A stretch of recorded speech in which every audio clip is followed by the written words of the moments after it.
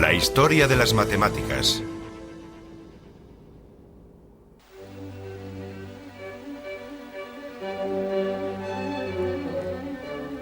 Las matemáticas consisten en resolver problemas.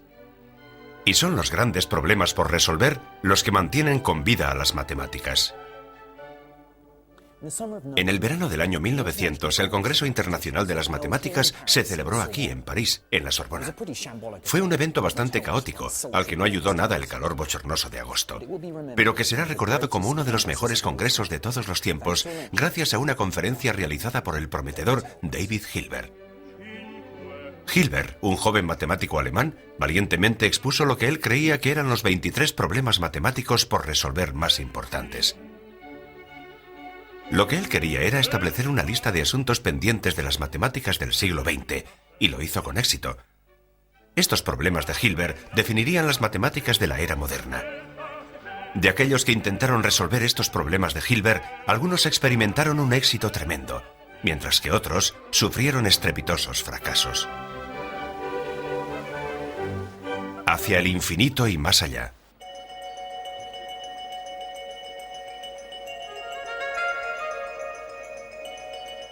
El primer problema de la lista de Hilbert salió de aquí, Halle, Alemania del Este. El gran matemático George Cantor pasó aquí su vida adulta, y es aquí donde se convirtió en la primera persona en entender de verdad el significado de infinito, y que le dio una dimensión matemática. Sin embargo, la estatua que hay en la plaza del pueblo honra a otra de las celebridades de Halle, el famoso compositor George Händel. Para descubrir más sobre Cantor, tengo que coger un tranvía que me lleva a las afueras. Durante 50 años, Halle formó parte de la comunista Alemania del Este, y a los comunistas les encanta honrar a sus científicos, tanto que han colocado a Cantor en uno de los laterales de un gran cubo que encargaron, pero como eran comunistas, no pusieron el cubo en el centro del pueblo, sino que lo pusieron en las afueras, entre la gente. Cuando por fin encontré la dirección, empecé a temer que tal vez me hubiera confundido.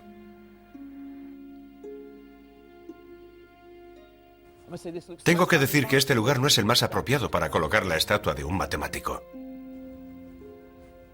Perdone. ¿Podría ayudarme? ¿Habla inglés? ¿No? ¿Es eso cierto? ¿Un cubo como ese?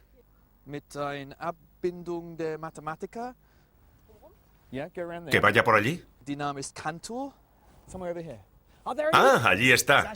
En realidad es mucho más grande de lo que pensaba. Creí que iba a ser de este tamaño. Ah, aquí está, en el lado oculto del cubo. Y aquí está el hombre, Cantor. De hecho, Cantor es uno de mis héroes más importantes.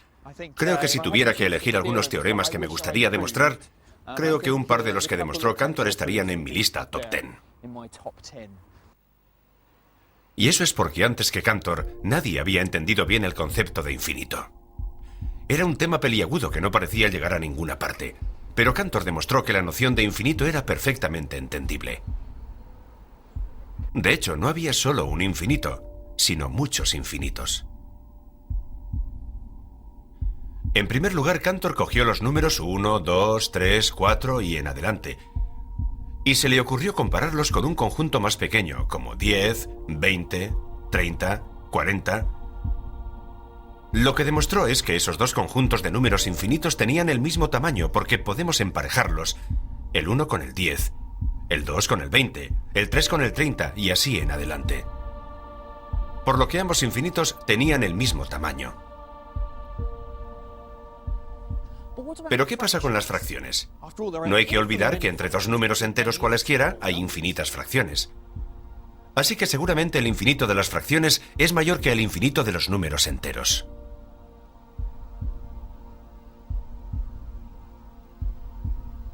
Bueno, lo que Cantor hizo fue encontrar la forma de emparejar todos los números enteros con el conjunto infinito de fracciones, y así es como lo hizo. Empezó por ordenar todas las fracciones en una cuadrícula infinita. La primera fila contenía los números enteros, las fracciones donde había un 1 en el denominador. En la segunda fila venían las mitades, fracciones con un 2 en el denominador, y así sucesivamente.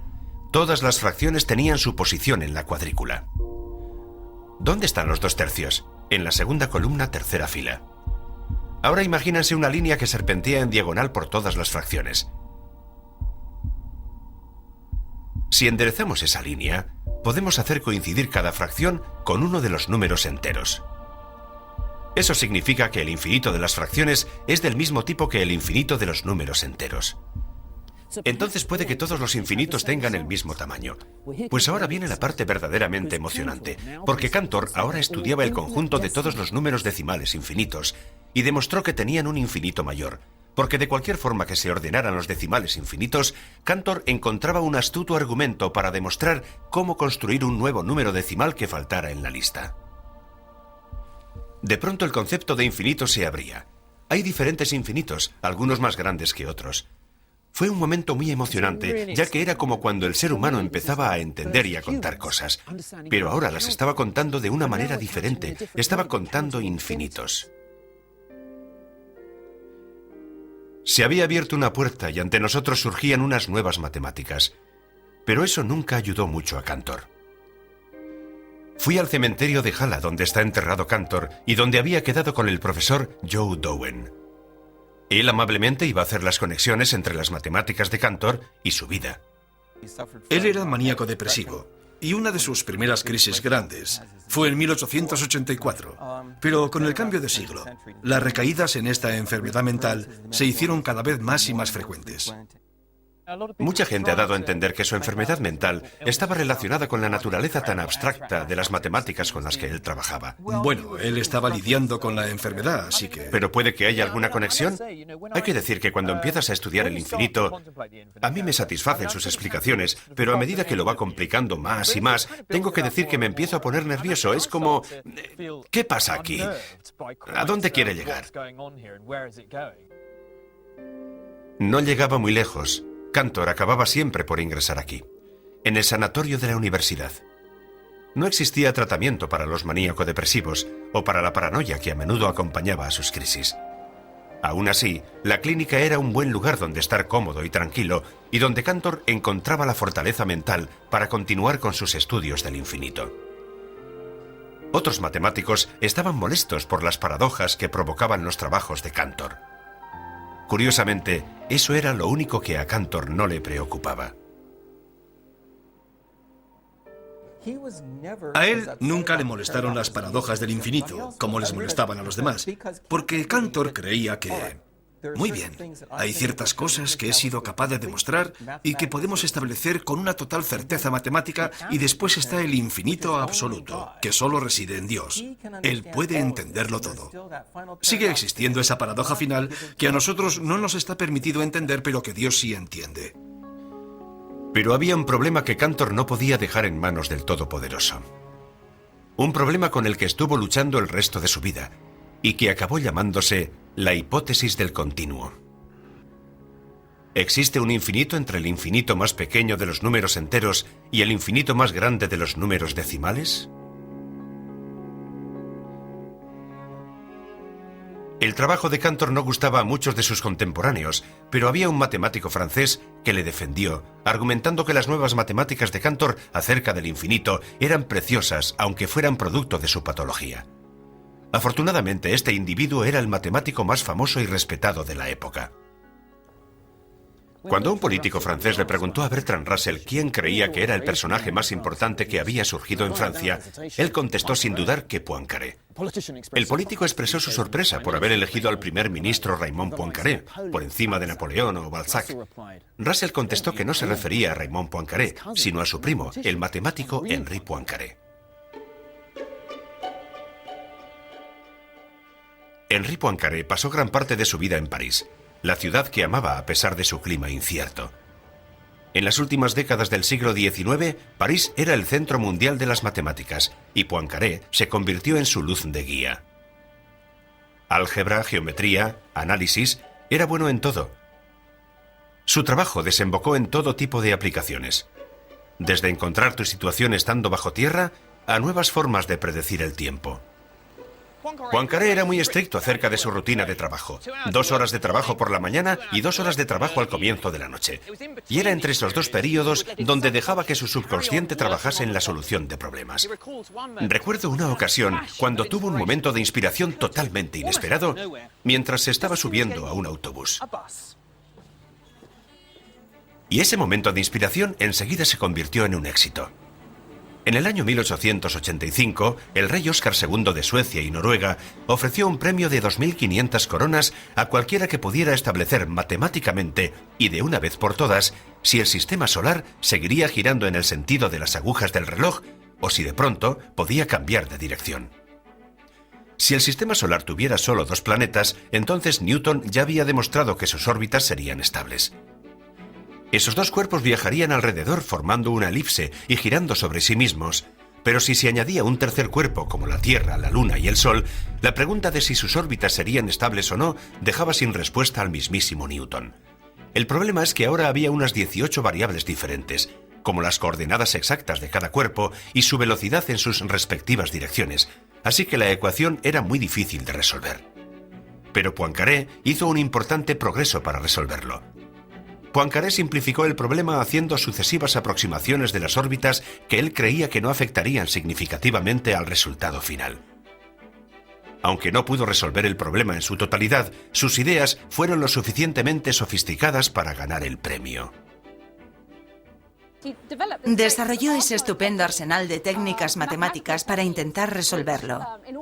De hecho, el premio que ganó fue en realidad debido a dichas técnicas, más que por la resolución del problema en sí. Pero cuando el consejero científico del rey, Mittag Leffler, estaba preparando el texto de Poincaré para su publicación, uno de los editores encontró un problema. Poincaré descubrió que había cometido un error. Contrariamente a lo que había pensado inicialmente, incluso un pequeño cambio en las condiciones iniciales podía acabar produciendo órbitas muy diferentes. Sus simplificaciones no solo no funcionaban, sino que el resultado era incluso más importante. Las órbitas que Poincaré había descubierto indirectamente condujeron a lo que hoy conocemos como la teoría del caos. Entendiendo las reglas matemáticas del caos, podemos explicar cómo las alas de una mariposa pueden producir pequeños cambios en la atmósfera que pueden acabar provocando un tornado o un huracán en el otro lado del mundo. Así que el gran tema del caos del siglo XX surgió de un error que Poincaré vio en el último momento. Sí, el ensayo había sido publicado en su forma original y estaba listo para salir. De hecho, Mittag Leffler había enviado copias a varias personas y se quedó petrificado cuando Poincaré le escribió y le dijo: «Páralo todo». Oh, Dios mío, es la peor pesadilla de un matemático. Sin duda, fue como: «Paren, paren». Sí, interrumpan la impresión. El haber confesado su error hizo que la reputación de Poincaré mejorara. Continuó produciendo una amplia gama de trabajos originales durante toda su vida. Y no solo hizo cosas dirigidas a los especialistas, sino que también escribió libros populares donde ensalzaba la importancia de las matemáticas. Veamos esto. Aquí hay una sección sobre el futuro de las matemáticas, que empieza así. Si queremos ver el futuro de las matemáticas, el recorrido que debemos hacer es estudiar la historia y la situación actual de esta ciencia. Así que creo que Poincaré habría aprobado el viaje que estoy realizando para descubrir la historia de las matemáticas. Sin duda habría aprobado mi siguiente destino, porque para descubrir lo que probablemente fue la contribución más importante de Poincaré a las matemáticas modernas, tengo que ir a buscar un puente. De hecho, son 7 puentes, los 7 puentes de Königsberg. Hoy en día la ciudad es conocida como Kaliningrado, una pequeña ciudad rusa abierta al mar Báltico y encajonada entre Polonia y Lituania. Sin embargo, hasta 1945, cuando fue cedida a la Unión Soviética, fue la gran ciudad prusa de Königsberg. Desgraciadamente, gran parte de la antigua ciudad ha sido demolida y no queda señal alguna de 2 de los 7 puentes originales, y varios de ellos han cambiado tanto que resultan irreconocibles. Este es uno de los puentes originales. Puede parecer un lugar un tanto extraño para empezar una historia sobre las matemáticas, pero quédense conmigo. Todo empezó con un acertijo del siglo XVIII. ¿Hay una ruta que cruce todos y cada uno de estos 7 puentes pasando por ellos solo una vez? encontrar la solución es mucho más difícil de lo que parece.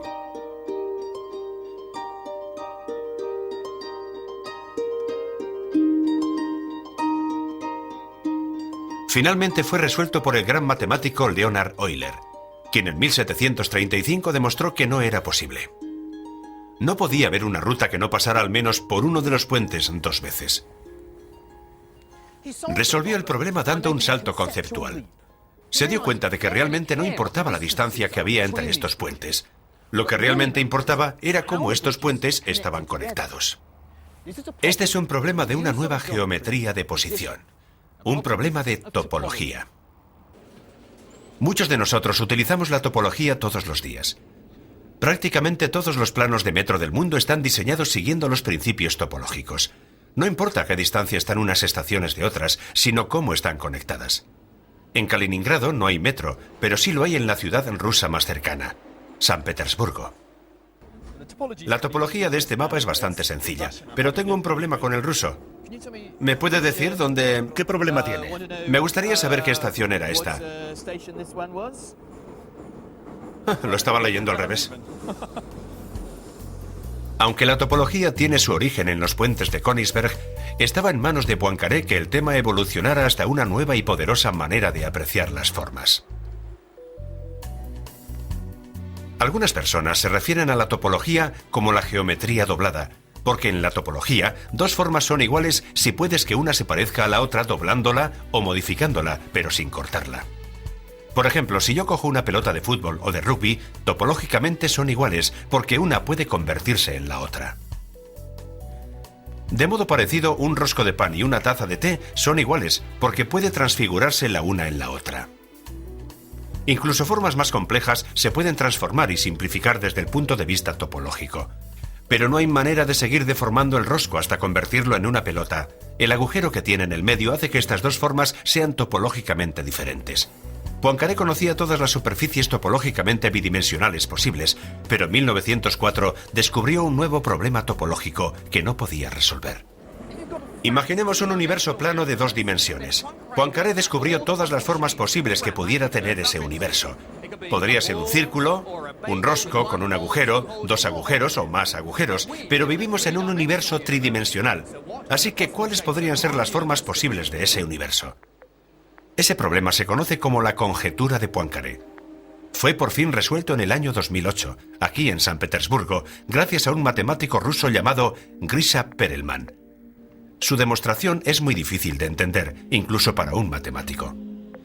Perelman resolvió el problema vinculándolo a un área de las matemáticas completamente diferente.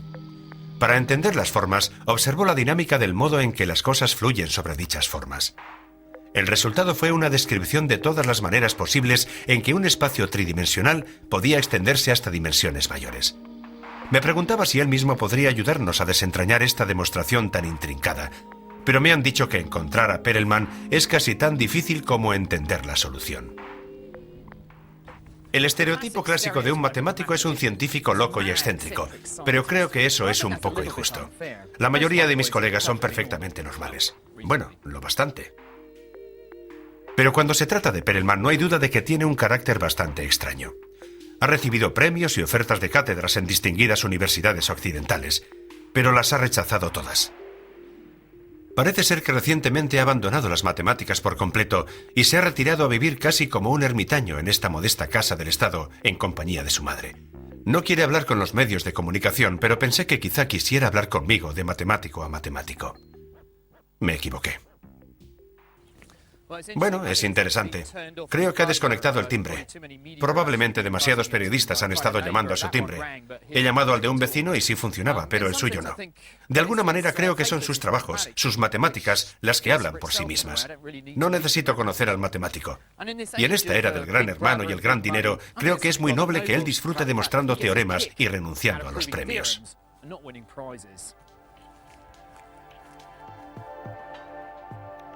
Sin duda, cualquier matemático lo habría celebrado.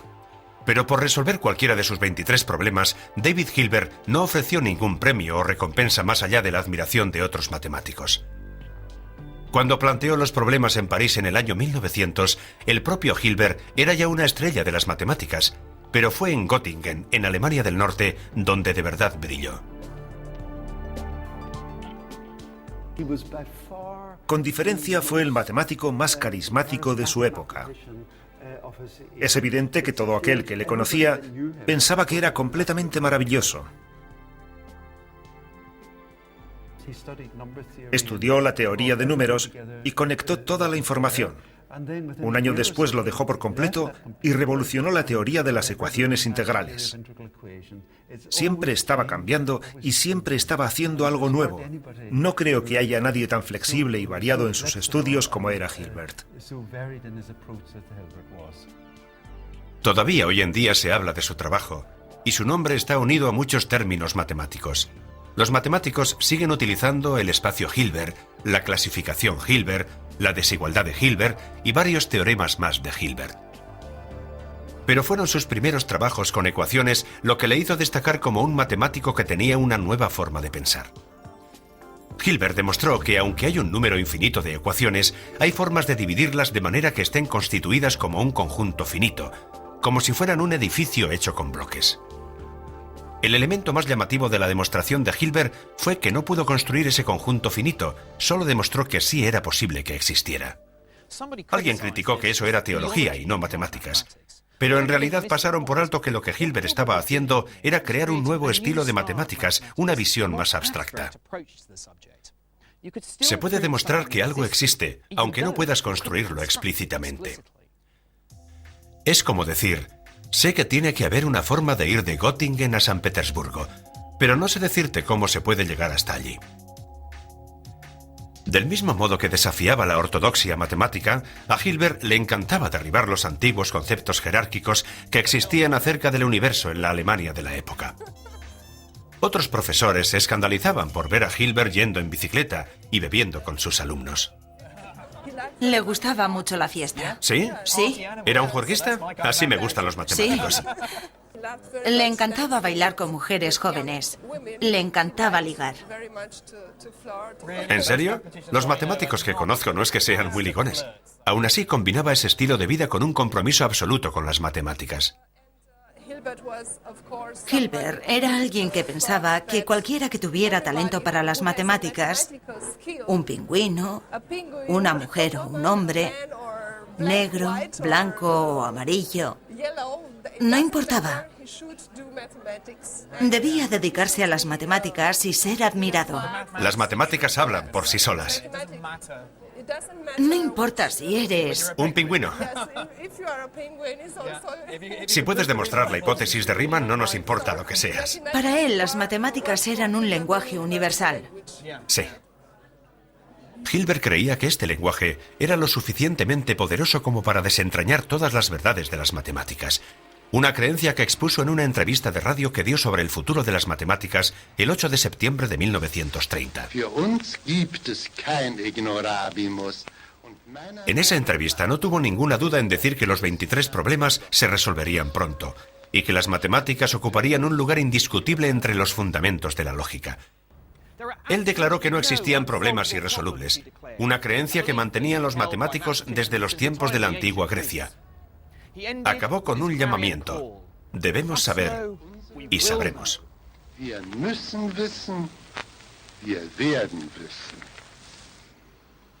Desafortunadamente para él, el día anterior en una conferencia científica que no fue considerada lo suficientemente importante para los medios de comunicación, otro matemático hizo añicos el sueño de Hilbert y sembró de incertidumbre el corazón de las matemáticas. El hombre responsable de destrozar la creencia de Hilbert fue el matemático austríaco Kurt Gödel.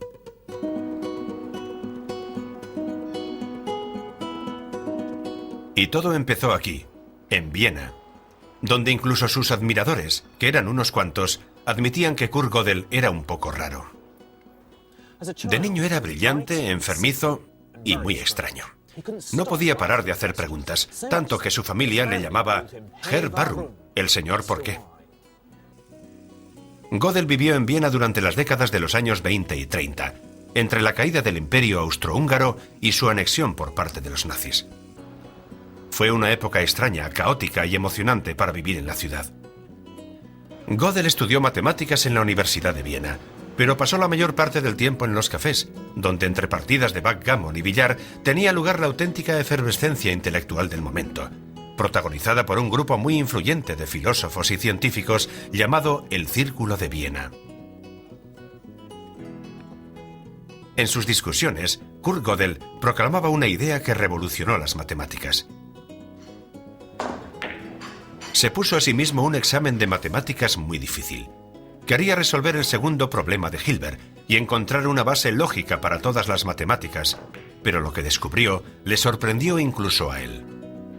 Todos los esfuerzos que dedicó a la lógica de las matemáticas no solo no pudieron proporcionar la garantía que Hilbert buscaba, sino que demostraron lo contrario.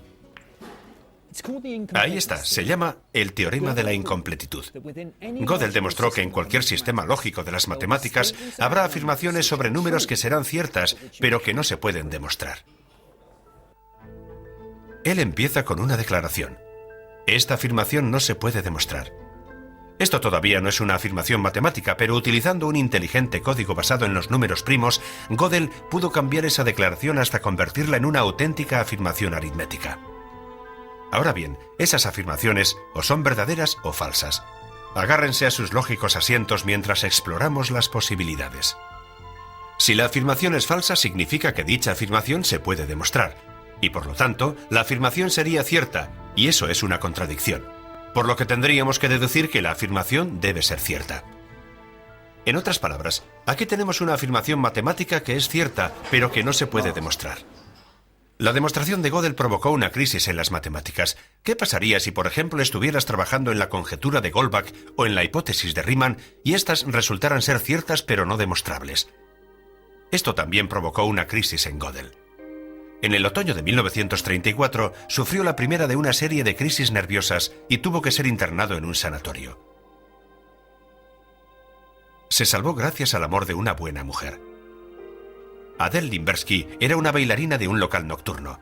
Ella mantuvo a Gödel con vida.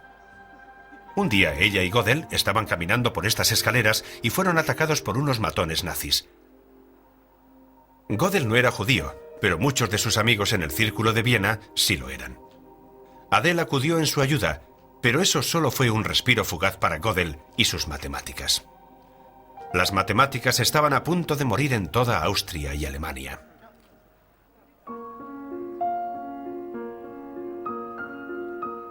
En el nuevo imperio alemán de finales de los años 30, las universidades no estaban decoradas con festivos globos de colores, sino con esvásticas.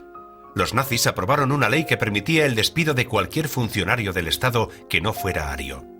En Alemania, por aquel entonces y hoy en día también, los académicos eran funcionarios. Los matemáticos sufrieron más que la mayoría. En Alemania, unos 144 matemáticos perdieron su empleo. 14 de ellos se suicidaron o murieron en campos de concentración. Pero un brillante matemático consiguió mantenerse. David Hilbert consiguió ingeniárselas para ayudar a huir a algunos de sus alumnos más brillantes y durante un tiempo criticó el despido de sus colegas judíos. Pero no pasó mucho tiempo hasta que él también tuviera que guardar silencio.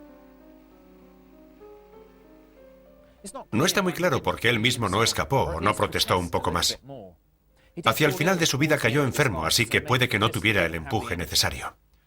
Todo su entorno de matemáticos y científicos estaba huyendo del régimen nazi, hasta que solo quedó Hilbert como testigo de la destrucción de uno de los mejores centros matemáticos de todos los tiempos. David Hilbert murió en 1943. Solo 10 personas acudieron al funeral de uno de los matemáticos más famosos de su época. El dominio de Europa, el centro matemático durante más de 500 años, había terminado. Había llegado el momento de pasar la batuta matemática al Nuevo Mundo. Había llegado el momento para este lugar. En 1930 se creó en Princeton el Instituto para los Estudios Avanzados. La idea era reproducir en la Nueva Jersey rural la atmósfera académica de las universidades europeas. Pero para hacer eso era necesario atraer a los mejores, y no era necesario buscar muy lejos. Muchos de los matemáticos más brillantes estaban huyendo de los nazis y llegando a Estados Unidos. Personas como Hermann Weyl, cuyas investigaciones tuvieron una gran importancia para la física teórica, y John von Neumann, que desarrolló la teoría de juegos y fue uno de los pioneros en la ciencia informática. El instituto se convirtió rápidamente en el lugar perfecto para crear otro Göttingen entre los bosques. Un matemático en concreto hizo que el lugar fuera como su propia casa. Cada mañana Kurt Gödel se vestía con un traje de lino blanco y un sombrero fedora.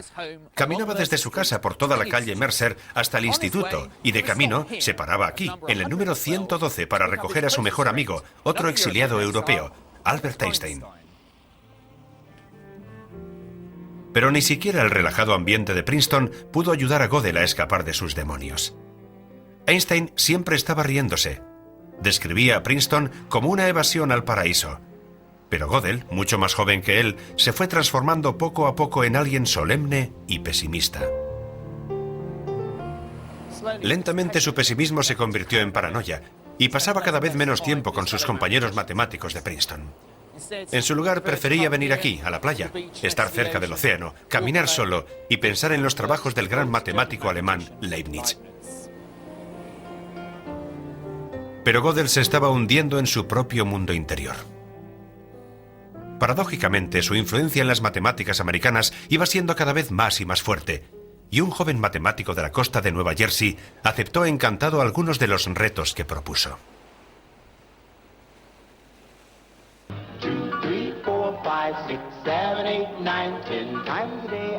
En los Estados Unidos de la década de los 50, a la mayoría de los jóvenes no les interesaban las matemáticas. Casi todos llevaban un estilo de vida más hedonista y relajado en ese paraíso bañado de helado y donuts. Pero había un adolescente que no comulgaba con los anhelos de los adolescentes norteamericanos corrientes. En su lugar, eligió sumergirse en algunos de los problemas matemáticos más importantes. Desde una edad muy temprana, Paul Cohen ganaba concursos y premios matemáticos. Pero al principio le costó un poco encontrar un campo de las matemáticas donde realmente pudiera dejar huella. Hasta que leyó La hipótesis del continuo de Cantor. Como descubrí en Halle, ese era uno de los problemas que Cantor no pudo resolver. La cuestión era si existía o no una serie de números infinitos más grande que la serie de números enteros, pero más pequeña que la serie de todos los decimales. Parece una pregunta muy sencilla, pero desde que Hilbert planteó el primer problema en el año 1900, todos los intentos por resolverlo habían fracasado. Con la arrogancia de un joven de 22 años, Paul Cohen decidió que él podía resolverlo. Cohen regresó un año más tarde con el extraordinario descubrimiento de que ambas respuestas podían ser ciertas. Había unas matemáticas donde se podía asumir que la hipótesis del continuo era cierta. No había una serie entre los números enteros y los decimales infinitos. Pero había unas matemáticas igualmente consistentes donde la hipótesis del continuo podía ser asumida como falsa. En estas operaciones sí existía una serie entre los números enteros y los decimales infinitos. Era una solución increíblemente atrevida. La demostración de Cohen parecía cierta, pero su método era tan novedoso que nadie estaba del todo seguro. Solo había una persona en cuya opinión todos confiaban. Había mucho escepticismo y tuvo que venir y presentarlo aquí, justo aquí, ante Gödel. La cosa cambió solo cuando Gödel dio su aprobación, que por cierto fue de una manera bastante inusual, ya que le pidió que le entregara los papeles. Él se los devolvió el lunes en el casillero con una anotación que decía: sí, es correcto. Eso lo cambió todo. Hoy en día los matemáticos han asumido la afirmación que dice que el resultado depende de la hipótesis del continuo. Hemos construido dos mundos matemáticos diferentes. Uno en donde la respuesta es sí y otro donde es no. Paul Cohen ha triunfado en el universo matemático. Le ha dado fama, riqueza y premios en abundancia. Tras su prematuro éxito en los años 60, no ha publicado muchas cosas, pero lo que hizo fue dinamita pura. No me puedo imaginar a nadie mejor de quien aprender. Él estaba deseando saber y enseñarte cualquier cosa que supiera o incluso cosas que no supiera. Con la confianza que consiguió al resolver el primer problema de Hilbert a mediados de los años 60, Cohen se dispuso a resolver el problema de Hilbert más importante de todos, el octavo problema, la hipótesis de Riemann. Cuando murió en California en el año 2007, 40 años más tarde, seguía intentándolo. Pero como había sucedido con muchos matemáticos famosos antes que él, también fue derrotado por Riemann. Sin embargo, su planteamiento ha inspirado a otros para hacer progresos hacia una demostración, incluyendo a uno de sus alumnos más famosos, Peter Sarnak. Ese hombre me encantaba. Fue mi inspiración. Y estoy muy contento de haber trabajado con él. Me puso en el buen camino.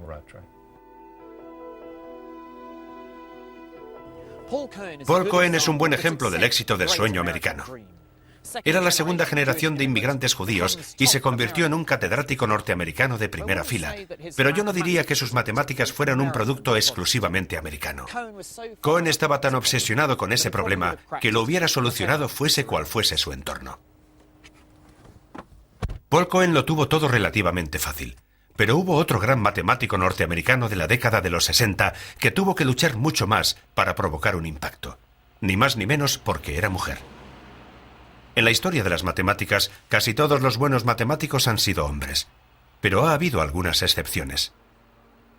Tenemos, por ejemplo, a la rusa Sofía Kovalevskaya, que en 1899 en Estocolmo llegó a ser la primera catedrática de matemáticas y ganó un galardón francés en matemáticas muy prestigioso.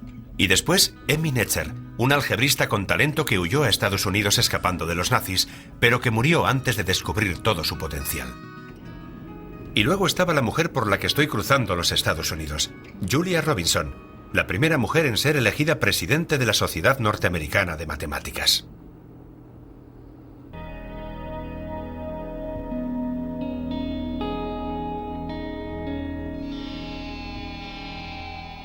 Nació en San Luis en 1919, pero su madre murió cuando ella tenía 2 años. Ella y su hermana Constance se fueron a vivir con su abuela a una pequeña población del desierto, cerca de Phoenix, Arizona. Julia Robinson creció por aquí. Tengo una foto que nos muestra su casa en los años 30 y no hay casi nada alrededor, más que las montañas que parecen iguales a esas que hay ahí, así que creo que debió de vivir por esta zona. Julia creció siendo una niña tímida y enfermiza, que cuando tuvo 7 años pasó un año en la cama debido a la escarlatina. Su mala salud persistió durante toda su infancia e incluso le advirtieron de que no pasaría de los 40 años. Pero desde el principio tuvo una habilidad innata para las matemáticas. Pasaba el tiempo bajo la sombra de los cactus de Arizona, jugando a interminables juegos de cuentas con pequeñas piedras. Esa temprana búsqueda de patrones le provocó un interés y un amor por los números que le duraría el resto de su vida. Pero a pesar de mostrar desde su infancia un gran talento, tuvo que luchar constantemente en el colegio y en la universidad simplemente para que le dejaran estudiar matemáticas. Cuando era adolescente, era la única chica en la clase de matemáticas y tuvo muy poco apoyo. Así que la joven Julia tuvo que buscar estímulos intelectuales en otra parte. A Julia le encantaba escuchar un programa de radio que se llamaba El Explorador de la Universidad, y el capítulo 53 trataba sobre las matemáticas.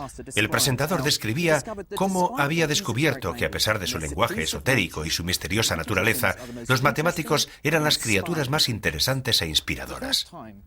Por primera vez, Julia descubrió que había matemáticos, no solo profesores de matemáticas, que existía un mundo de las matemáticas por ahí y que ella quería formar parte de él. La puerta hacia ese mundo se abriría aquí, en la Universidad de California, en Berkeley, cerca de San Francisco. Ella estaba completamente obsesionada con que quería ir a Berkeley. Bueno, a Berkeley no, a cualquier lugar donde hubiera matemáticos. En Berkeley, desde luego, había matemáticos, incluido un teórico de los números llamado Raphael Robinson. En sus frecuentes paseos alrededor del campus, descubrieron que compartían algo más que su pasión por las matemáticas. Se casaron en 1952. Julia se doctoró y se dispuso a realizar lo que sería el trabajo de su vida, el 10º problema de Hilbert. Pensaba en ello todo el tiempo. Me decía que no quería morirse sin conocer la respuesta y se convirtió en toda una obsesión. La obsesión de Julia la han compartido muchos matemáticos desde que Hilbert planteó el problema por primera vez en el año 1900. El 10º problema preguntaba si existía algún método universal que pudiera decir si cualquier ecuación tenía una solución con números enteros o no. Nadie había sido capaz de resolverlo. De hecho, el pensamiento general era que semejante método universal no era posible. ¿Cómo demonios se podía demostrar que, por muy ingenioso que fueras, nunca ibas a descubrir ese método. Con la ayuda de sus colegas, Julia desarrolló lo que se conoce como la hipótesis de Robinson. En ella se argumentaba que para demostrar que ese método no existía, lo único que había que hacer era preparar una ecuación cuya solución fuese una serie concreta de números. Esa serie de números tenía que ir creciendo exponencialmente, como en potencias de 2, y de alguna manera tener cabida en las ecuaciones que eran el meollo del problema de Hilbert. Aunque lo intentó con toda su alma, Robinson no pudo encontrar esa serie. Para resolver de una vez por todas el 10º problema, hacía falta que entrara en juego una inspiración fresca, y esta estaba a 8.000 kilómetros de distancia, en San Petersburgo, en Rusia.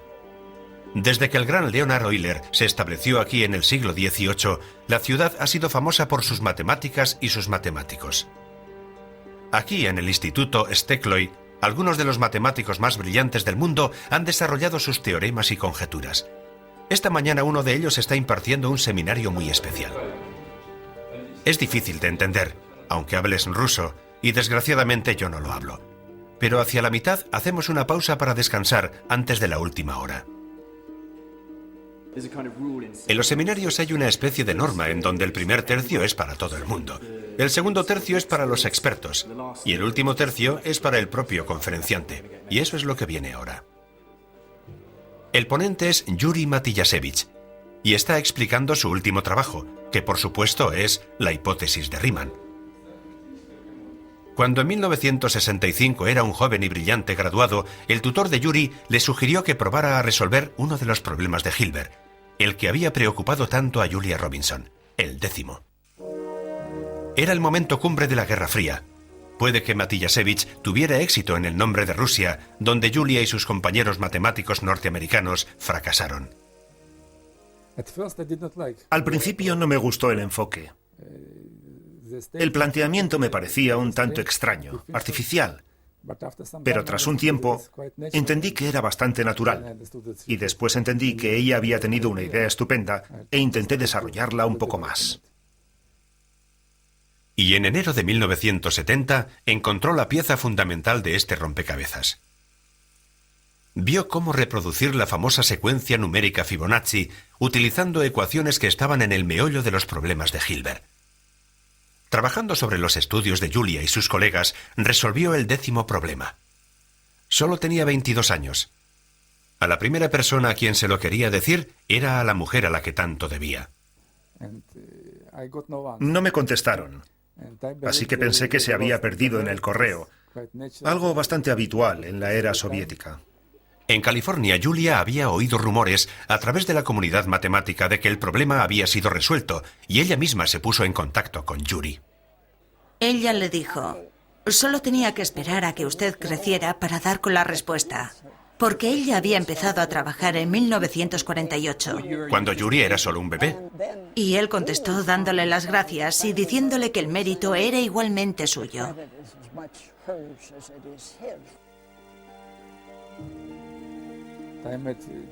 Conocí a Julia un año más tarde en Bucarest y le sugerí que tras la conferencia, ella y su marido Rafael vinieran a verme aquí, a Leningrado. Juntos, Julia y Yuri trabajaron en varios problemas matemáticos, hasta que poco después, Julia murió en 1985. Solo tenía 55 años. Fue capaz de encontrar nuevos caminos. Muchos matemáticos para resolver problemas solo utilizan métodos conocidos previamente, y ella tenía ideas nuevas. Aunque Julia Robinson demostró que no existía un método universal para resolver todas las ecuaciones de los números enteros, los matemáticos seguían interesados en descubrir métodos para resolver tipos especiales de ecuaciones. Fue en Francia, a principios del siglo XIX, en una de las historias más extraordinarias de la historia de las matemáticas, donde se desarrollaron métodos para entender por qué ciertas ecuaciones se podían resolver y por qué otras no.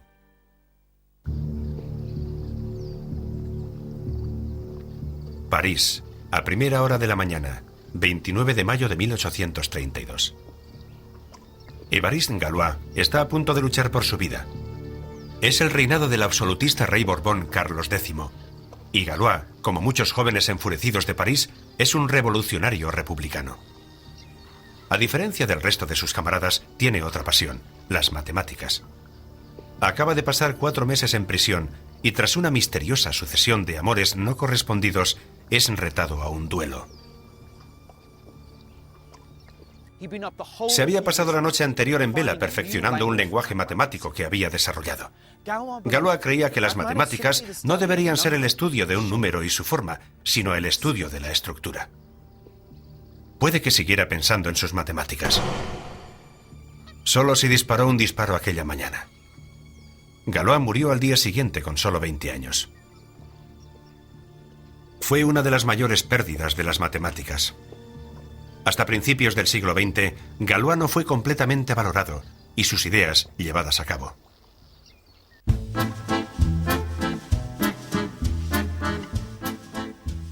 Galois había descubierto nuevas técnicas para poder saber si ciertas ecuaciones tenían solución o no.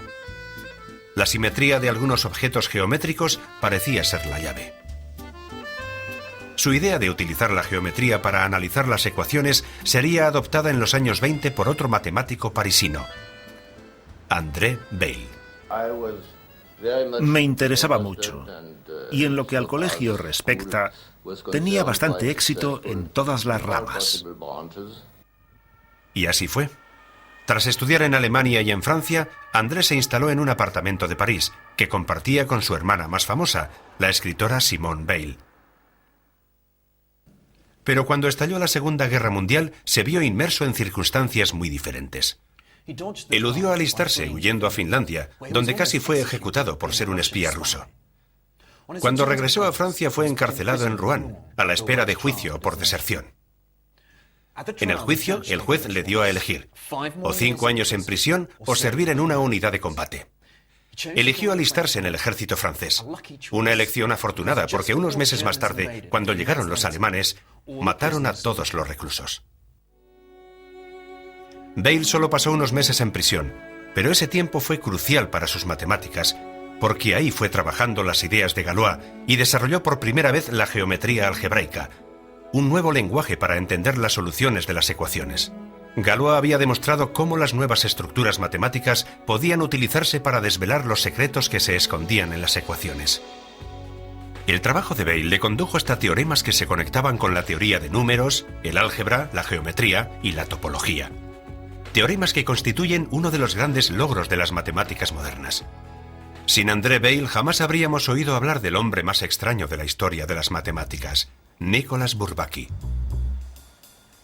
No existen fotografías de Bourbaki, pero sabemos que nació en este café, en el barrio latino en 1934, cuando era un café auténtico, el Café Kupelar, y no el local de comida rápida que es ahora. Y al final de la calle me encuentro con un experto en Bourbaki, David Uban.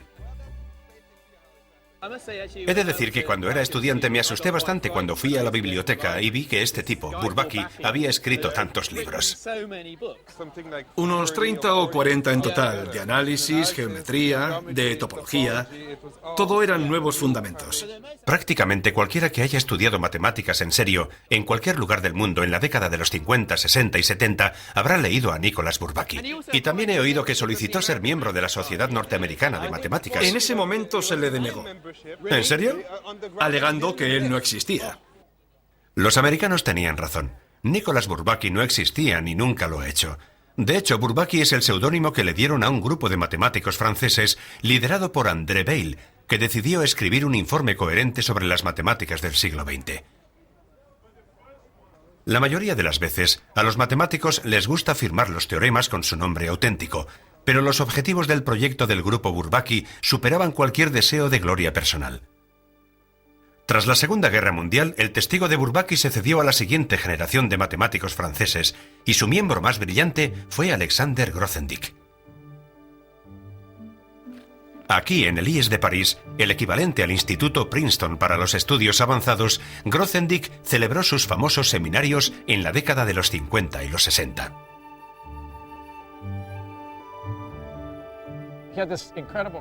Tenía un carisma increíble y tenía esa asombrosa habilidad de ver a una persona joven y saber de inmediato qué contribución podía hacer esa persona a la visión tan especial que él tenía de cómo podían ser las matemáticas. Y esa visión le permitía superar algunas ideas muy difíciles. Él decía, supongamos que quieres abrir una avellana. Lo normal es que cojas un cascanueces y la rompas para abrirla. Pues él decía que su enfoque era más como si cogieras la avellana, la pusieras sobre la nieve, la dejaras ahí un par de meses y cuando volvieras a por ella, se abriera sola. Grothendieck es un estructuralista. Lo que a él le interesa es la estructura oculta que subyace bajo todas las matemáticas. Solo cuando llegas a su arquitectura más básica y te centras en términos muy generales, aparecen los patrones matemáticos con total claridad. Grothendieck produjo un nuevo y poderoso lenguaje para apreciar las estructuras de una forma diferente. Fue como si hubiésemos vivido en un mundo en blanco y negro, y de pronto el lenguaje en que vemos el mundo se vuelve de color. Y es un lenguaje que los matemáticos han estado utilizando desde siempre para resolver problemas en la teoría de números, geometría e incluso física fundamental. Pero a finales de la década de los 60, Grothendieck decidió darle la espalda a las matemáticas cuando descubrió la política. Él creía que la amenaza de una guerra nuclear y el asunto del desarme nuclear eran mucho más importantes que las matemáticas. Y que la gente que seguía dedicándose a las matemáticas, en lugar de enfrentarse a esa amenaza nuclear, estaba haciendo mucho daño al mundo.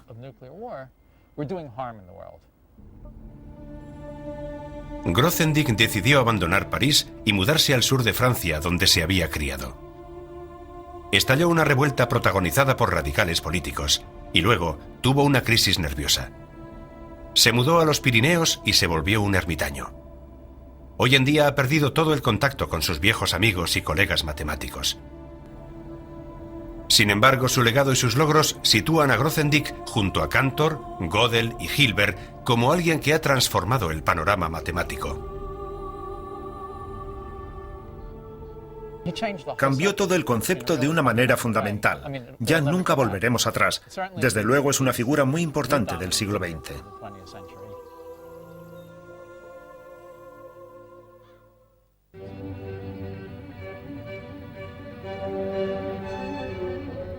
He vuelto a Inglaterra pensando en otra persona esencial del siglo XX, la persona que lo empezó todo, David Hilbert.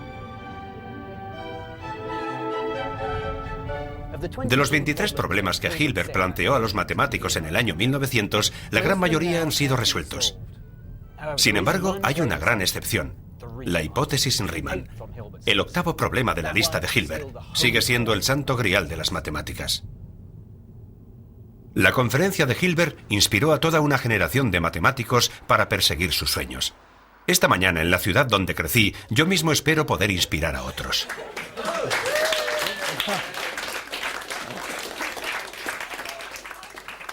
Gracias. Mi nombre es Marcus Di Sautoy y soy profesor de matemáticas al final de la calle, en la Universidad de Oxford. De hecho, fue en este colegio, en esta misma clase, donde descubrí mi amor por las matemáticas.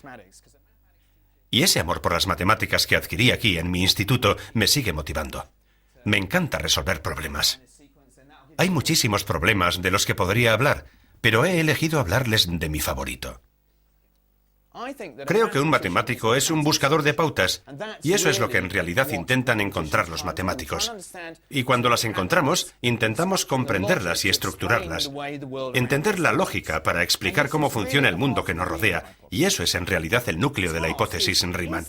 ¿Hay algún patrón entre estos números que me pueda ayudar a saber cuál va a ser el siguiente número? ¿Cuál va después del 31? ¿Cómo puedo saberlo? Por supuesto, estos números son los números primos, los pilares de las matemáticas. La hipótesis Riemann, una conjetura sobre la distribución de los números primos, va al corazón de nuestro asunto. ¿Por qué demonios hay alguien interesado en los números primos? ¿Por qué al ejército le interesan los números primos? ¿Porque se utilizan para encriptar? Exacto. Estudio esto porque creo que es realmente bonito y elegante, pero de hecho hay mucha gente a la que le interesan estos números por sus funciones prácticas. Lo más extraño es que cuanto más abstractas y complicadas sean las matemáticas, más utilidad parecen tener en el mundo real. Ahora las matemáticas dominan todos los aspectos de nuestra vida. Cada vez que encendemos la televisión, encendemos un ordenador, pagamos con una tarjeta de crédito. Ahora mismo hay $1 millón para quien pueda resolver la hipótesis Riemann, pero hay más en juego que eso.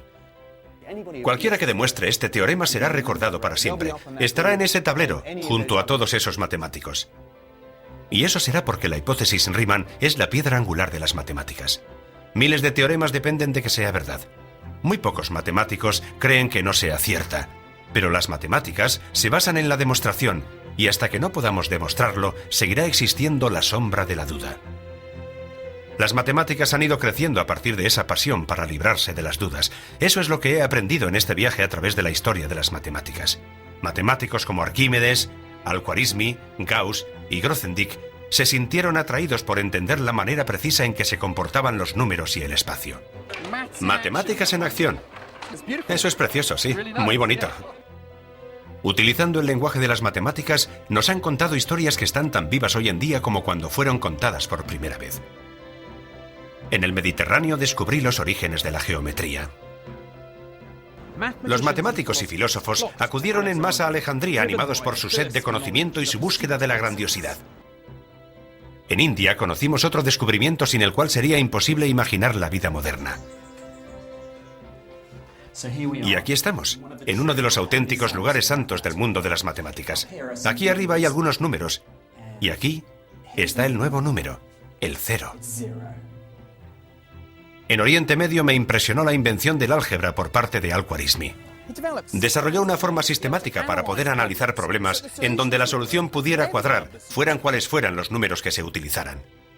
En la edad dorada de las matemáticas en Europa, en los siglos XVIII y XIX, fui testigo de cómo las matemáticas descubrieron nuevas formas de analizar los cuerpos en movimiento y nuevas geometrías que nos han ayudado a entender la extraña forma del espacio. Pero es con el trabajo de Riemann, con el que al fin tenemos las lentes para poder explorar esos mundos de la mente. Y ahora mi viaje hacia el mundo abstracto de las matemáticas del siglo XX me ha desvelado que las matemáticas es el auténtico lenguaje en el que está escrito el universo, la llave para entender el mundo que nos rodea. Los matemáticos no están motivados por el dinero y las ganancias materiales, ni siquiera por las aplicaciones prácticas que pueda tener su trabajo.